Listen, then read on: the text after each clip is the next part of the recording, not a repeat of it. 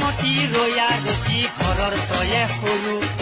তোৰ বিয়াত মই প্ৰেজেণ্ট কৰিম এজনী গাই গৰু লগতে দিম আৰু এডাল ভুলকে বাঁহৰ লৰু ৰাতিপুৱাই উঠি খাবি পন্তা ভাতৰ চৰু গিৰিয়েৰে গালি পাৰিলে হাতত লবি চাৰু নহলে লবি লৰু ঘৰৰ তয়ে সৰু